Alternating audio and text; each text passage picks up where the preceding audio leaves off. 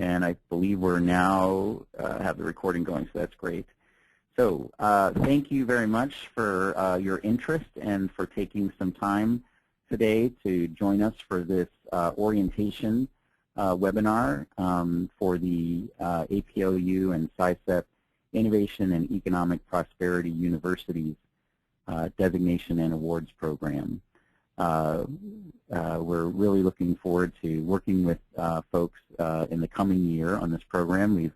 We're now just finishing up the second year of the program, and it's just been a great experience all around for the universities who've participated and for those of us who've been working on the committee and here at APLU to make the whole program happen. We've had a great time with it, and we hope that you will too as we move forward with the 2015 cohort for the program. I think we wanted to start out by letting people, because we don't have a big crowd today, we thought we would just let people introduce themselves. So I believe that we are unmuting people so that you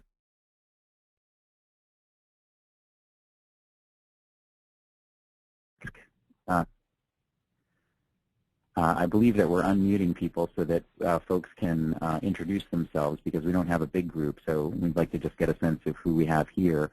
So I'm just looking at the list here, and I'm just going to call on you and ask you to introduce yourself if you don't mind. So the first person I'd like to hear an introduction from is Mark Wubbold, and I'm sorry if I said that wrong. No, that's fine. That's close enough for government work.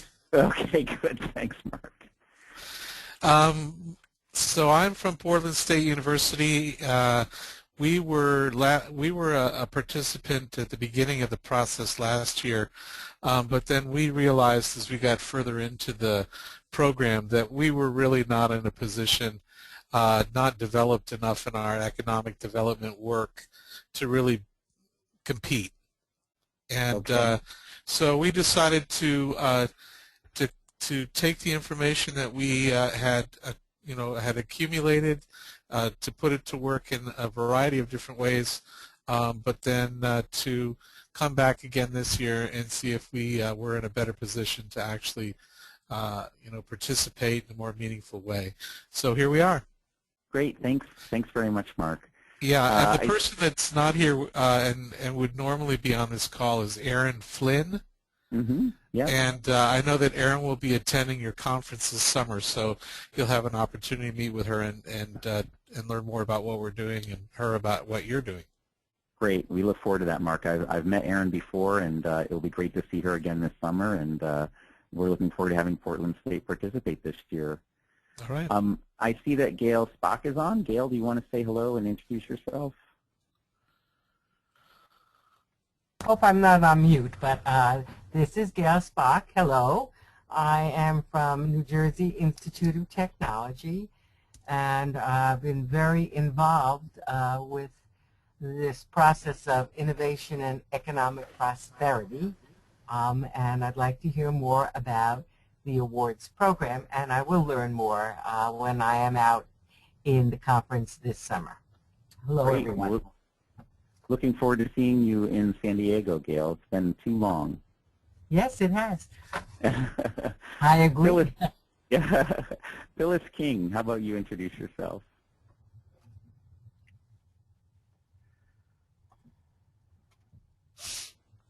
Phyllis, are you there? You might be muted, or maybe we've muted you.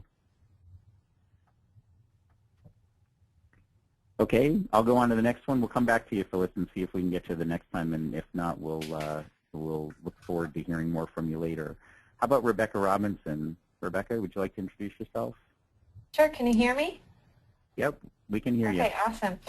I am with Kansas State University, and I lead our university-based economic development program here at Kansas State. And we, like Mark, looked at this program last year, and really it wasn't a good time. We didn't have enough bandwidth, I think, to apply. And so this year we are revisiting it and hoping that an earlier start can sort of help us to position ourselves and make sure that we have the right resources to do this program.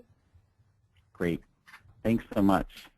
Yeah. Susan Halverson, how about you?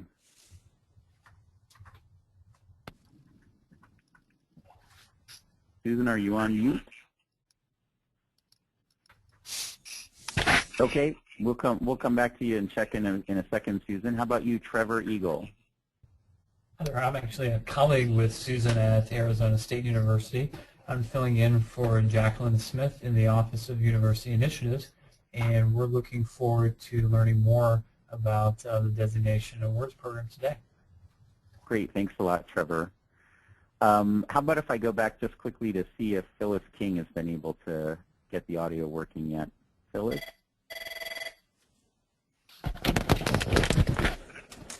Okay, so still no Phyllis, and how about Susan Halverson? Oh, okay.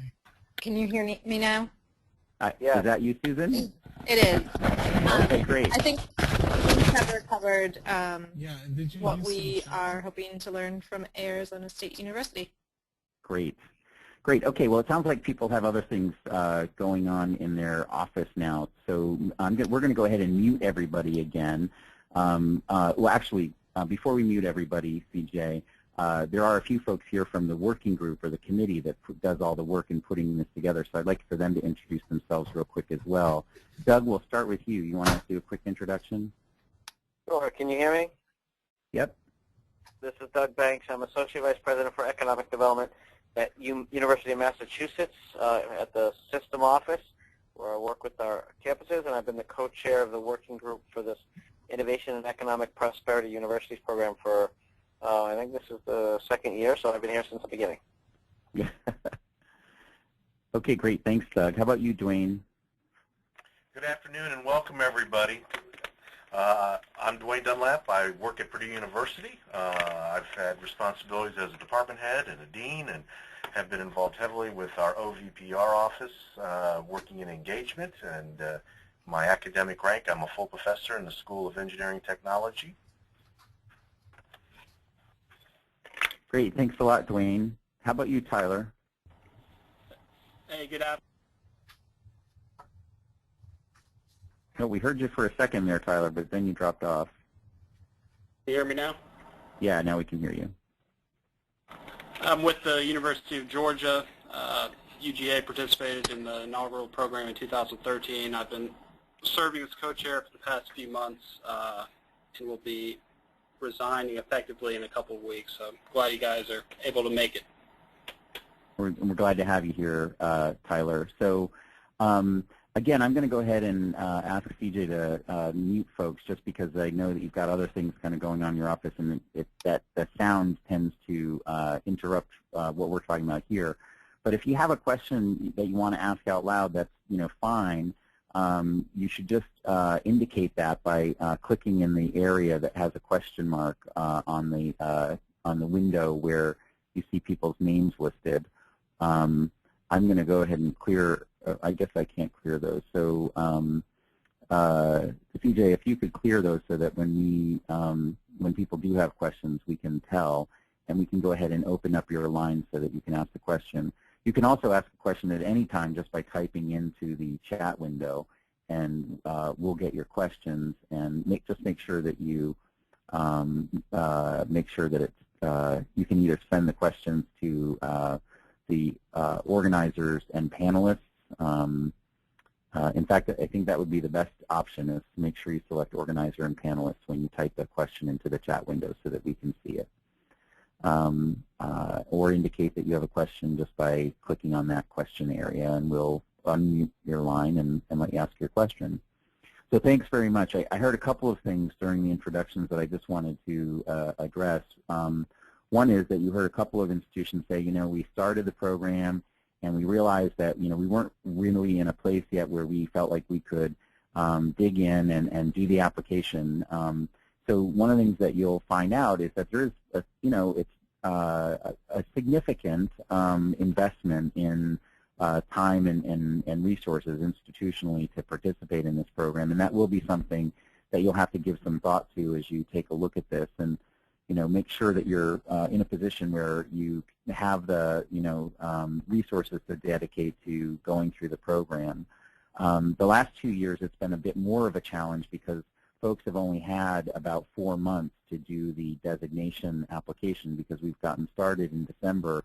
And then basically, this past December we got started and everybody's handing in their submissions in just a few weeks in mid-May.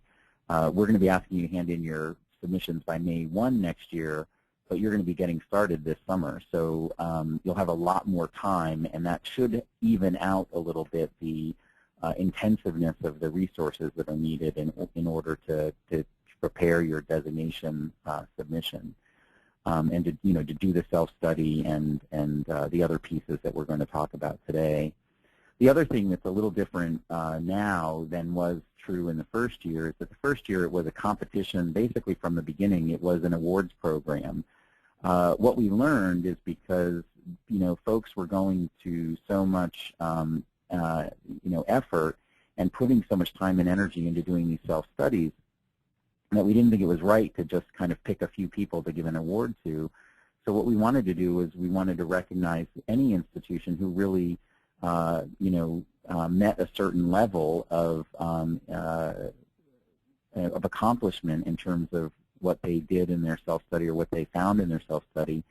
We wanted to create this designation program that would say, you know what, if you do this self-study and you show that the institution knows what it's doing with regard to economic engagement and has plans for making that even better, and if the reviewers all agree that you've done that at a certain minimum level, then you should get this designation. So an important piece of this is that the designation is now separated out from the award. So the process you'll go through is first doing a self-study and stakeholder engagement in order to prepare your designation submission. And then once you've received the designation, then you qualify to submit an award application. So those are two separate processes. And the reason I wanted to make that clear is we ask for the folks who are participating in this process to get together every couple of weeks on phone calls, and we'll talk a little bit more about that. And we really ask, and we have an online tool that we use for people to share information with one another. And we really look at the group of universities that are participating in this as a learning community. And we really think that the institutions in the last 2 rounds have benefited a lot from talking with one another and sharing ideas with one another. And what we don't want you to think is that from the beginning you're in competition with one another. When we get to the level where you're applying for awards, yeah, you're competing with one another for those awards. But when you go through the designation program, there's not a limited number of designations that we're giving. Everybody is just as likely to get the designation as others. You're not competing with one another in that process. So we really want you to use the first 6 to 7 months of this program when we get started in August and following through to the spring. We want to use that as an opportunity not just to kind of take a look at yourself as an institution, but also to share ideas and learn from one another. So we hope that you'll enjoy that aspect of this program. Anyway, with that introductory information out of the way, let me go ahead and dive into this orientation. Basically, Doug and I are going to share the job today of presenting this orientation. Doug, I will make sure that you're unmuted so that you can jump in at any time. And CJ, if you could do that, make sure that Doug Banks is unmuted so that he can jump in and add to the presentation at any time. That would be very helpful. But I'll certainly also be calling on you, Doug, to fill things in at key points throughout the presentation. Sounds great, Jim. Thanks. Thank you, Doug. So just an overview. There are basically 3 different activities in the Innovation and Economic Prosperity University's Designation and Awards program. The first is that you're going to do this process, and this is the biggest part. You're going to do an institutional economic engagement, self-study, and stakeholder engagement. So that's kind of one big process where you potentially make use of tools that we make available to you, and we'll talk a little bit more about those tools in a minute, to do a self-study, basically taking a look at your institution and saying, how economically engaged are we? And then also connecting with stakeholders and saying, well, what do you think, external stakeholders? What do you think how we're doing? What do you think about how we're doing with regard to economic engagement? after you go through that self-study and stakeholder engagement process, you're going to prepare your application for the designation. And we basically will give you guidelines on how to do that. And what you're going to do is just, answer a number of questions, but they revolve around, the big questions of, what are you doing with regard to economic engagement? Where do you feel like you're doing it really well? And how is your, where are areas of accomplishment for the institution? And then finally, where are areas that you feel that the institution can grow and improve, and what's your plan for doing that? And those are essentially the questions that you'll answer when you prepare the application for the designation. And then finally, after the designation submissions have been reviewed and we've announced the people who have earned the designation, all of those institutions who have earned the designation can then apply for one of 4 awards that we give in the program, and those will be given at the APLU annual meeting. Any institution who has the designation, can apply for an award. So even if it's an institution that got the designation 2 years ago or gets it this year, they can still apply for an award. So the competition gets a little greater each year for the awards, depending on how many of those institutions decide to apply. So Doug, is there anything I'm forgetting with that overview? No, I think you covered it. I think that's those are all the main points. Okay. And I'm just watching as we go along here, folks, for questions. So again, if you've got a question, just type it into that the chat window.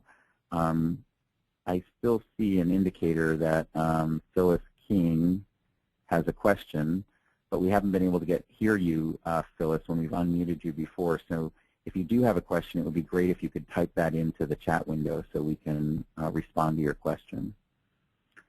So this is just to give you a sense of who all has participated in the program, and this is just the current year cohort. We had 16 universities. We had about 30 institutions start the process in 2013, and then some of them, as we've learned, kind of decided not to go ahead and apply for the designation. In the end, we ended up with 16 institutions that received the designation last year. We currently have about 25 institutions in the running or preparing designation applications, and that's who these institutions are. And so we'll look forward to seeing how many of those folks get the designation this year. So what I'd like to do next is just kind of walk through the timeline of what you'll do as part of this process should you decide to participate over the coming year. And as I go through that timeline, I'll fill you in on the different aspects as they come up. Again, Doug, I welcome your jumping in whenever there's something that I'm missing. You bet. But basically, starting now and going through June, what we hope that you'll do, if you haven't already, is download and get familiar with the assessment tools, the new metrics field guide, or the SciCEP new metrics, and the economic impact guidelines. And I should say that the economic impact guidelines is a tool that SciCEP has developed, but that's not yet available. It will be available by June, and we'll certainly let everybody know as soon as it is available. The group that did this the first year, the only tool they really had available to them were the assessment tools. And this past year, we had both the assessment tools and the metrics available. And this year, we'll have all 3 of these tools available. Now, the question becomes, am I supposed to use all of these tools? And the answer is no, you don't have to use all of these tools. In fact, you don't have to use any of them. You can design a self-study and stakeholder engagement that works for your institution. The only thing that you have to do is be able to answer the questions that are in the submission guidelines. So we give you these tools and we encourage you to use them, and we will say that most of the institutions that have gone through this process have made use of at least the assessment tools. This year we also have some folks using the new metrics that we've published.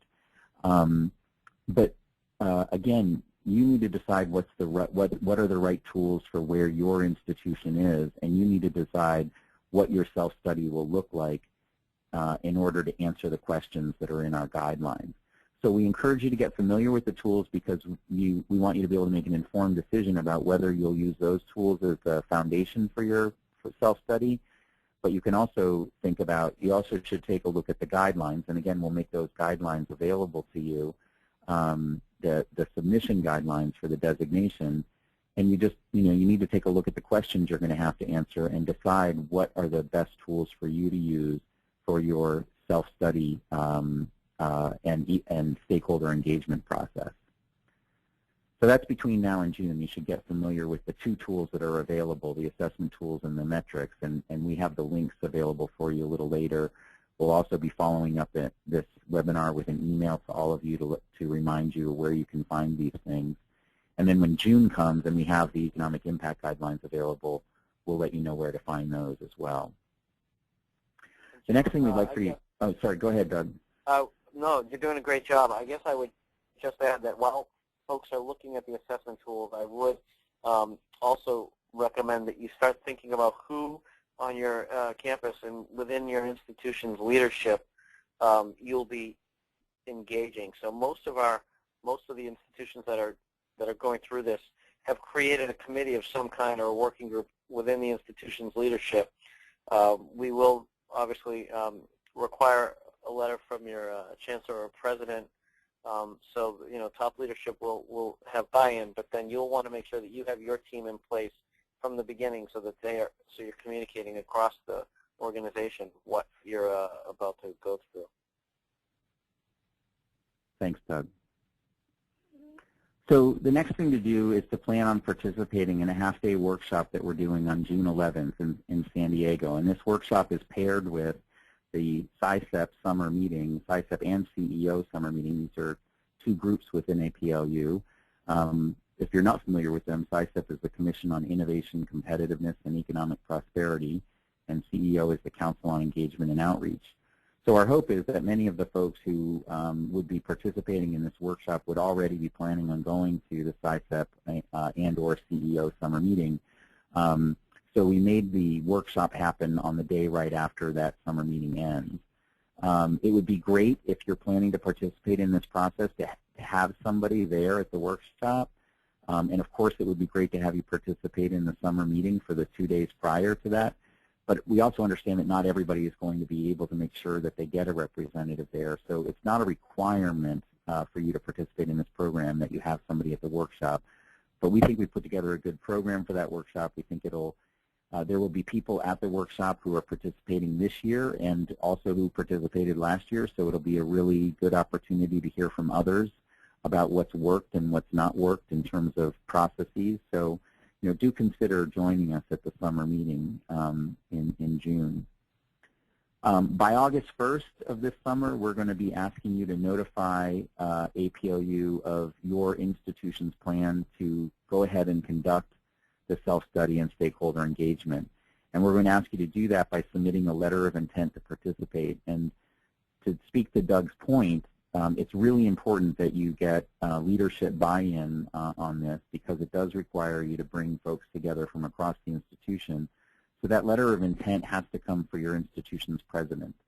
And we'll be sending you a template that you can use in preparing that letter and in getting your president or chancellor to sign the letter and submit that by August 1st.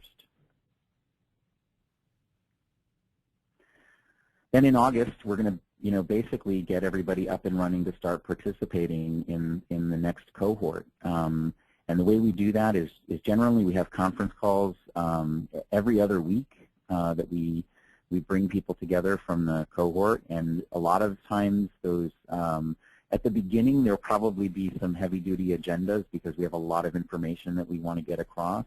But then over time, what you'll find is those regular conference calls really become your calls. The community uses them to share ideas with one another, certainly to ask questions, but not just of us, in terms of the process and so forth, but also of each other to find out how other people are doing things, and that's been really helpful. And in addition to the phone calls, we have this website we use called Basecamp, and it's basically just a place where we can share files and post discussion messages and so forth. So that becomes kind of another tool that we use for facilitating this kind of learning community of institutions participating. And the other thing you'll do in August is you'll start planning your institution's approach to the self-study and stakeholder engagement. You may even be doing that before August. I certainly would encourage you to go ahead and start thinking about it now. Just as Doug said, start thinking about how you'll put together the right team at your institution. It doesn't hurt for you to start thinking as early as possible about how you will go about doing your institution's self-study and stakeholder engagement. At some point early in the process, I don't think we've set a deadline for this, we will ask you to submit just a 1, 2, or 3 page summary of what your plan is for how you're going to undertake your self-study and stakeholder engagement. So we'll probably do that in late September-ish, just to make sure that you've got a plan ready to go, and that if there's anything that we can be helpful with, we can make ourselves available for that. And again, at this point, when you're thinking about your self-study and stakeholder engagement, we're going to encourage you to think about using those tools that I mentioned earlier, the tools, all of which kind of combine to make up what we call our economic engagement framework. But you'll also be welcome to design your own self-study if that's what works best for your institution. So then looking at the timeline as we go into September and through early spring, basically we'll continue to have you participate in these conference calls. We'll ask you will go ahead and conduct your institutional economic engagement self-study and also your stakeholder engagement. And we'll give you a little bit more information about, what that means. That doing the self-study could be just going through the assessment tools. It could be your own design. Doing a stakeholder engagement might be, doing the external assessment tool. So the assessment tools we talked about earlier, it's basically 2 surveys, one that you can deploy inside your institution, an internal survey, and one that you can deploy outside your institution to external stakeholders. So that represents some level of stakeholder engagement, but we'll give you ideas about how to take that one step further. And many of our institutions for their stakeholder engagement have actually brought external stakeholders in for a half-day workshop or forum in which they shared with those stakeholders what they learned in the rest of the self-study process and got feedback from the stakeholders in that way. And that's been a really powerful way for our institutions to get at some of the issues that they want to share in their submission. So again, we'll give you more guidance about doing both of these things, the self-study and the stakeholder engagement, as we proceed into that process. By March 16th of next year, we'll ask you to register your intent to submit an application for the IEP University designation. So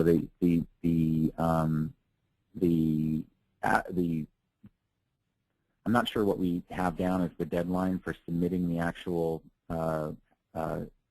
application, but the point of this March deadline is towards the end of this, we're just going to check in with everybody and say, are you still interested? Because we need to get a kind of a final head count as we go into it. So there will be another opportunity late in the process to just kind of do a double check and say, yeah, we're really ready to submit for this. So I just noticed that there's a question saying that the slides haven't been advancing. So I'm seeing a slide right now that says September 2014 to March 2015. So I'm wondering, is that still the case? Are other people seeing the same slide? Doug, since I know you're unmuted, is that the slide you're seeing? Yeah, no, you're all set, Jim. It's fine. That's an old question. Oh, okay. Okay. You're good to go. Maybe the questions are coming in late to me. Okay. So the next slide is March to April of 2015. So in March, basically, hopefully you will have started preparing your submission before then, or you may have been easily doing that because maybe you do your self-study and stakeholder engagement in the fall, and so you've already gotten underway, in December or whatever, preparing your submission. But certainly by March, you're going to be wanting to prepare it, get going preparing it, because it's going to be due May 1st. Your submission is going to include basically 3 major parts. The first part is a narrative description of your process that you went through, the self-study process, and overall a description of your university's economic engagement enterprise.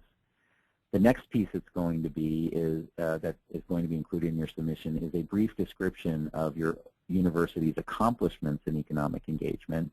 And in addition to your brief descriptions, by the way, you'll create kind of a table that details some of what you described in terms of your accomplishments.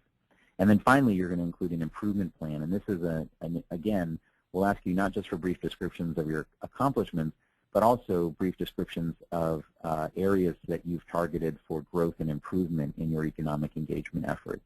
And again, you'll provide us with a brief description of each of those areas that you've targeted, but you'll also provide us with a more detailed table of what your plan is for addressing each of those areas for growth and improvement. And then again, the deadline will be May 1st for you to submit your application for the designation.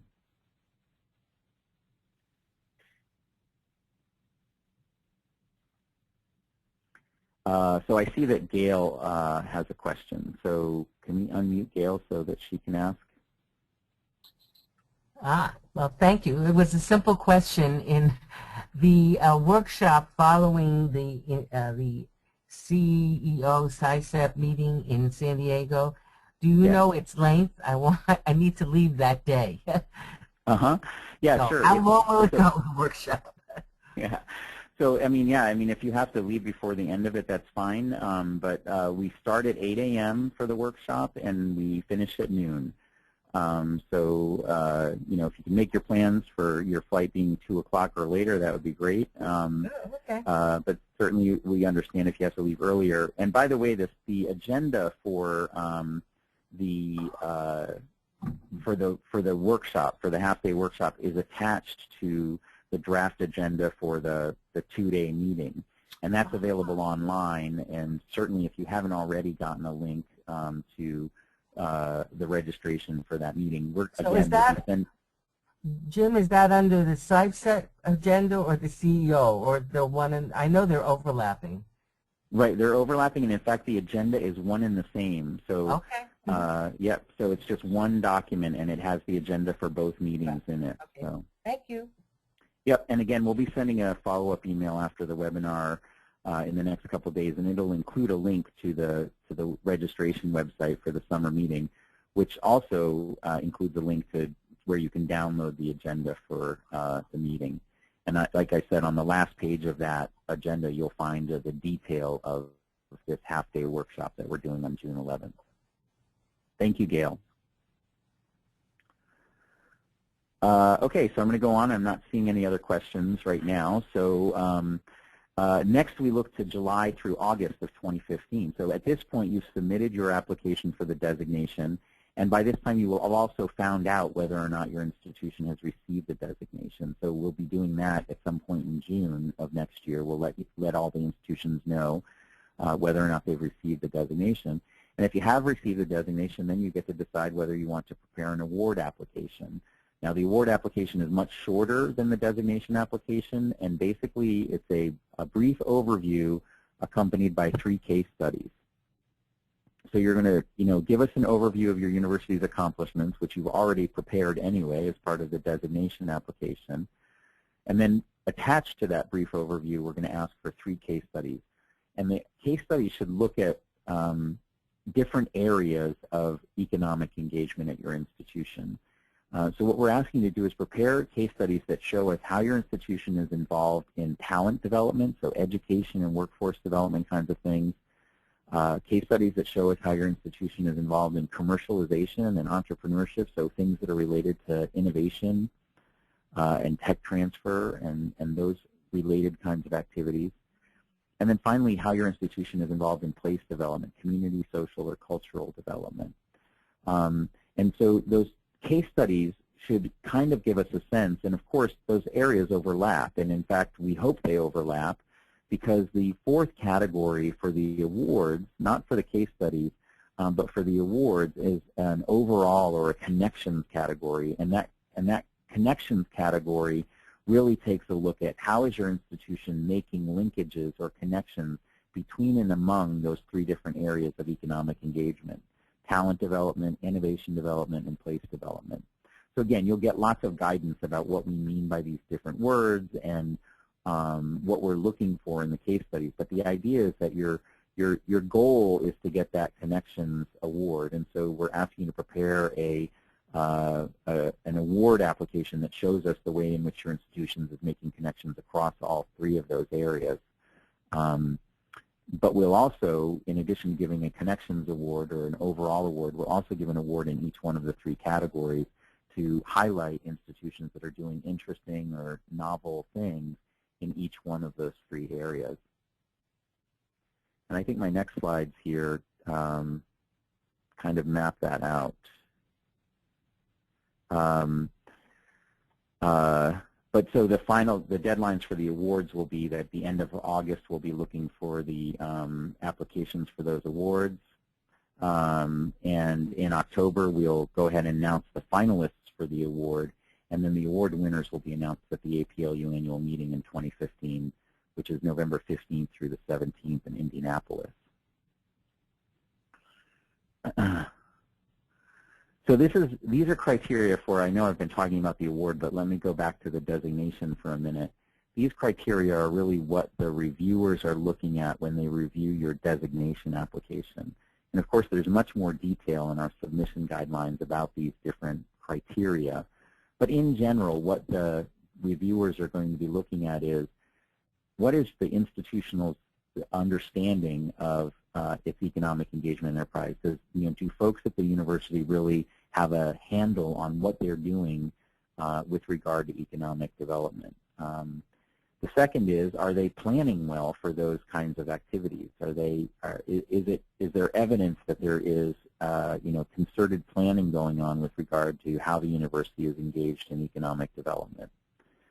The third is, how well is the institution promoting its work in this arena and communicating about it?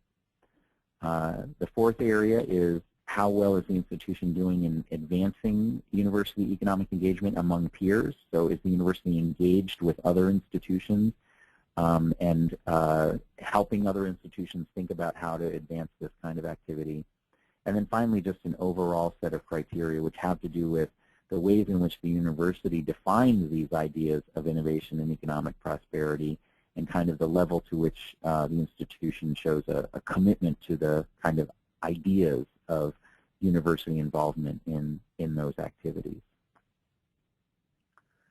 So just talking about the award categories, again, there's an overall category, and we're hoping that everybody's really shooting for that overall category. But then we also give awards in the three areas. When you're shooting for the overall category, again, when you write your award application, what we're really looking for is, how are you making connections between talent, innovation, and place development at your institution? And so these just describe those different areas. So talent, the idea is that when we give that award, actually let me start with the fourth bullet, which is the Connections Award, because this is really the one we want everybody to be shooting for. The Connections Award recognizes an institution that is really making linkages between all of those three areas, as I just talked about. But the Talent Award will recognize an institution with exemplary initiatives in education and workforce development. The Innovation Award will honor an institution that demonstrates outstanding work in tech transfer, entrepreneurship, business development kinds of activities. And the Place Award will recognize a university that's excelling in community, social, and cultural development work. So again, these are two separate processes. The designation process is going to happen first, and then the award process. But it's going to be really important if you're planning to submit an award application. It's going to be really important for you to be thinking about these different areas as you go through the designation process. And the way the designation process is structured kind of encourages you to do that. In fact, when we ask you to detail the accomplishments, we ask you to think about how do they involve these different areas of economic engagement activity. So again, I'm not seeing any new questions yet. I hope I'm seeing the full set. But so I'll just continue on. Doug, how am I doing? Am I missing anything? Should we go back over anything? I think you're covering it pretty well. I mean, I guess the one area that I would suggest people just remember is that there's the biweekly conference calls among the participants, and the Base Camp website are very active forums to answer a lot of questions that will come up in terms of, sort of how people are actually using the survey tools, which institutions are taking those assessment questions and customizing them for their institution, things like that. So once you are involved, you have a peer community, a peer group that's all working these things out at the same time, and everybody works together. Thanks, Doug.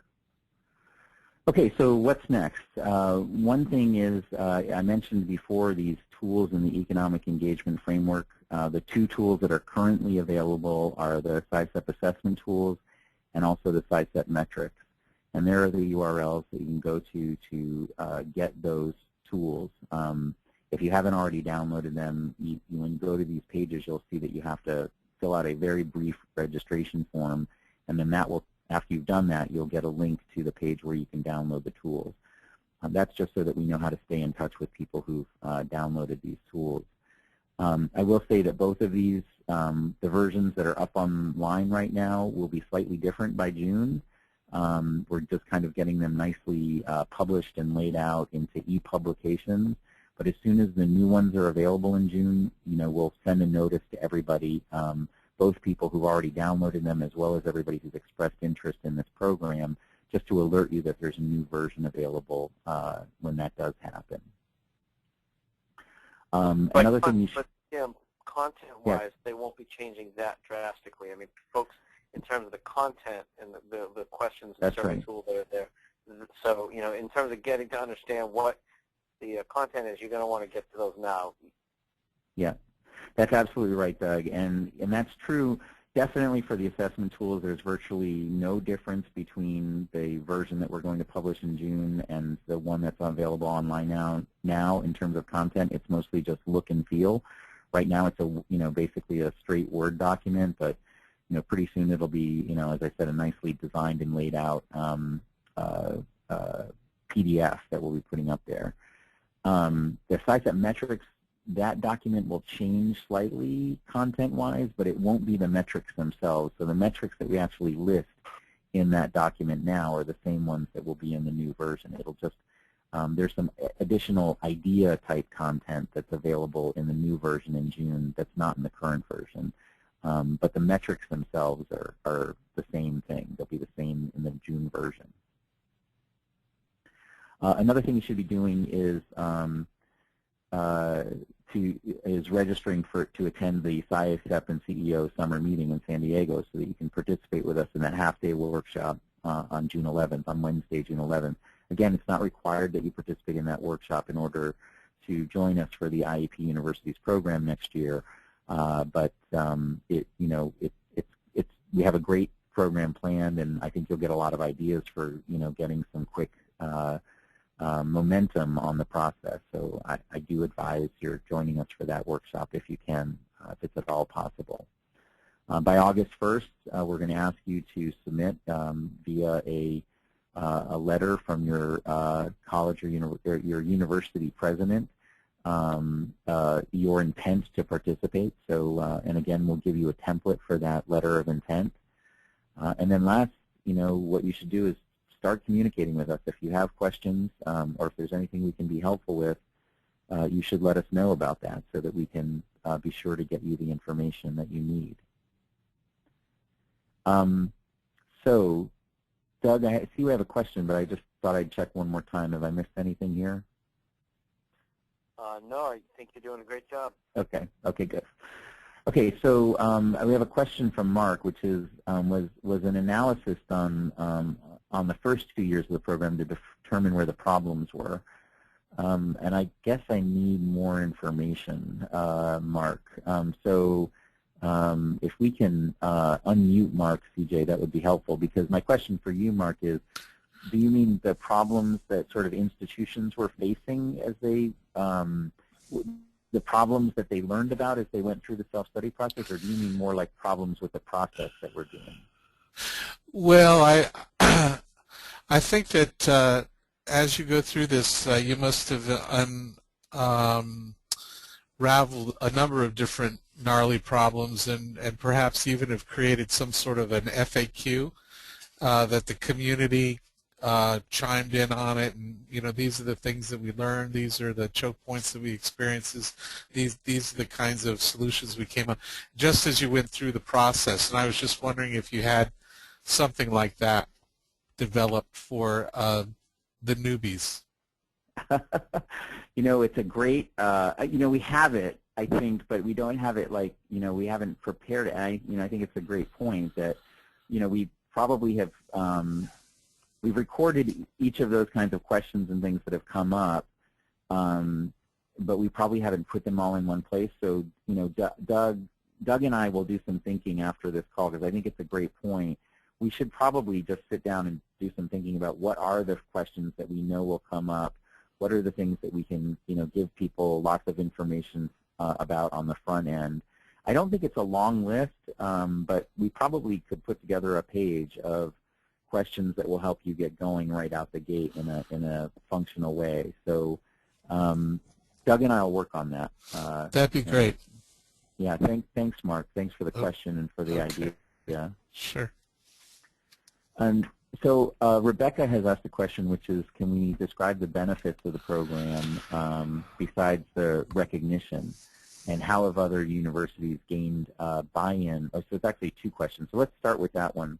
Can we describe the benefits of the program besides the recognition? And I'm actually going to start by asking Tyler, if we can unmute Tyler. I'm hoping, Tyler, you don't mind my putting you on the spot and speaking from the perspective of University of Georgia, which was in our first cohort doing this. What are some of the benefits from the perspective of University of Georgia? I would say that there's multiple benefits, but overall sort of institutional awareness about economic development and economic engagement. When you have the support from your senior provost and or president, I mean, it sends a message that trickles down. So having said that, I mean,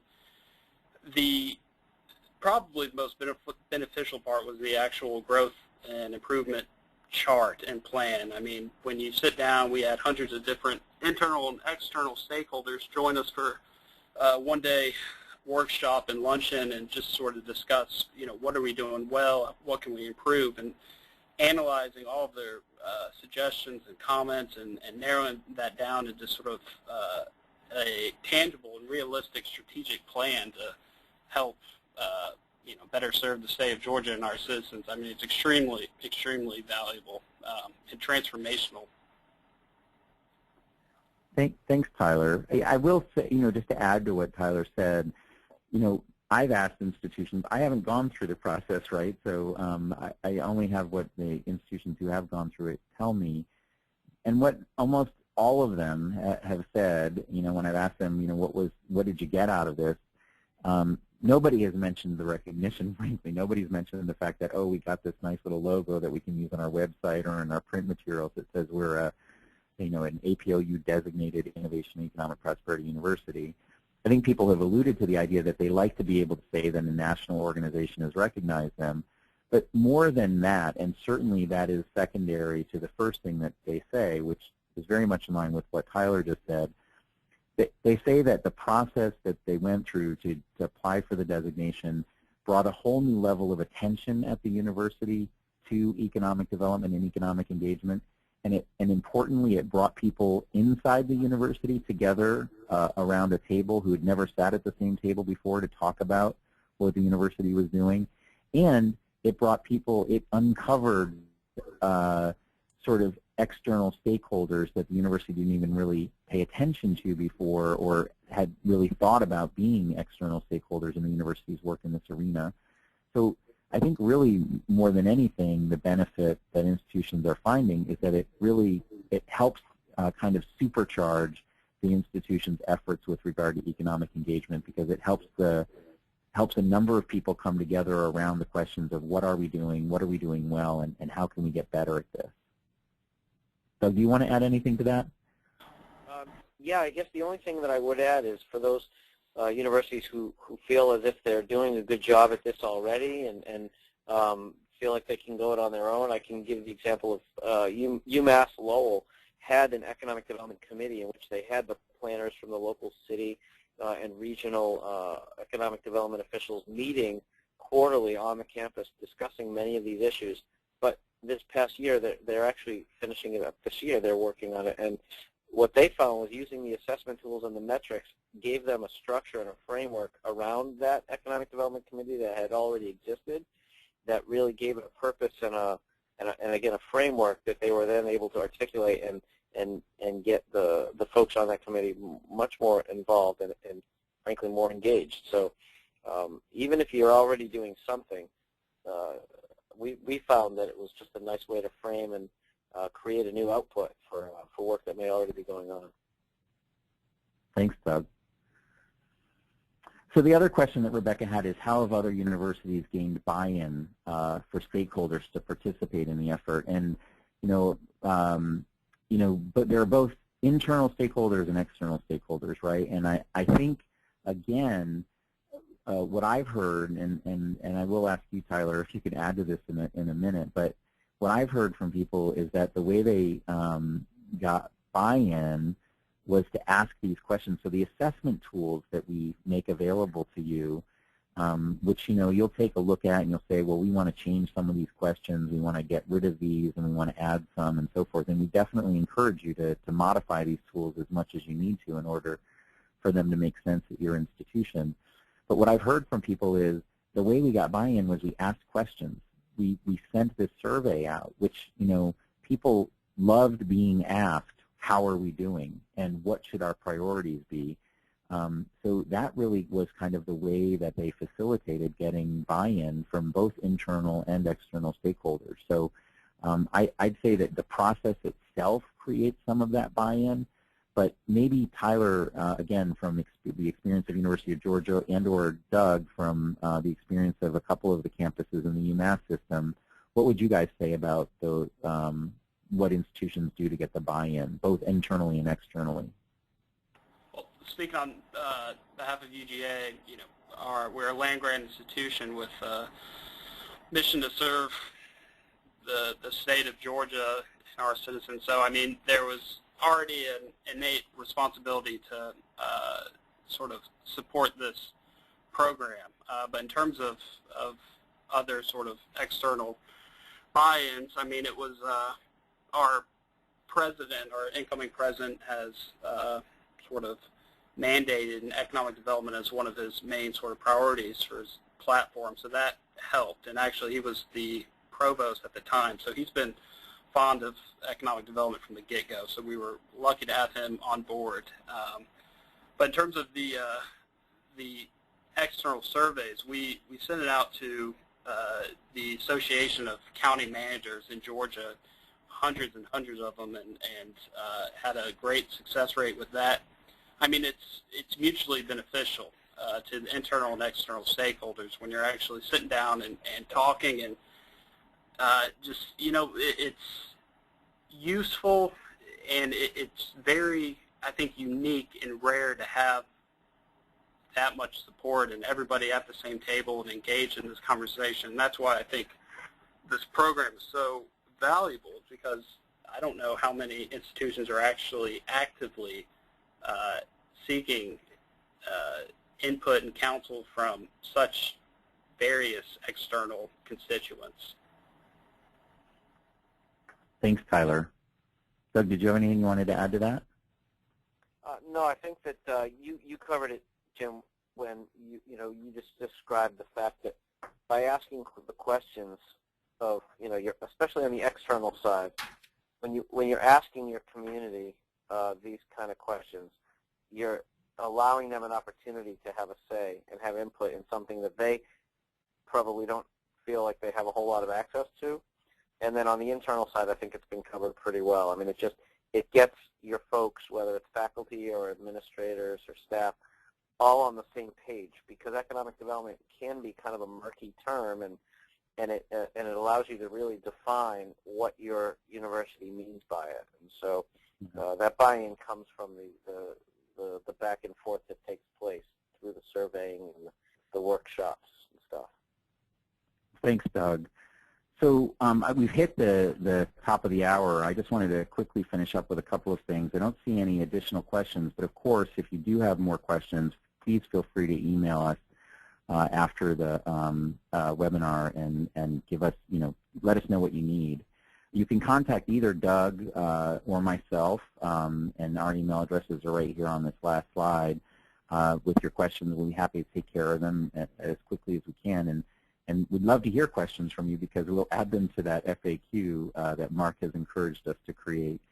And then once we get going with the program later in the summer, you'll have a whole bunch more people to contact, because the entire community of participants in this designation program will really be people that you can tap for answers to questions, because we're going to have these biweekly calls. And again, we have the online tool that we can use. So there's lots of opportunity to communicate with others. The other thing that we'll be doing is early in the process, we'll be matching each new institution, each of the institutions in the 2015 cohort. We'll match you up with a participant from one of the previous years, so that you have a mentor connection. That's been, some institutions, it's not something you have to do. It's not something you have to engage in. You don't have to make use of the mentor institution. But the institutions that have done it this year have found it to be very helpful to kind of just ask some questions of folks who've already been through it.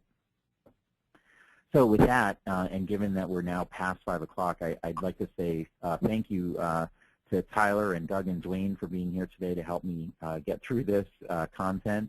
But I also want to thank all of you who've joined the webinar today and participated and asked great questions. We're really grateful for your interest in this program. We feel really proud of this program. In the last 2 years that we've been doing it, there's just been a lot of great outcomes of it, and we're excited to get more people involved. And so please let us know what questions you have. We'll look forward to seeing as many of you as possible in June at the summer meeting, and we'll definitely be in touch with some emails following up, just to make sure you're aware of whatever the next milestones are in the process. And again, meanwhile, if you have questions, please don't hesitate to email us. So thank you very much, everybody, and we'll talk to you soon. Thanks, everybody.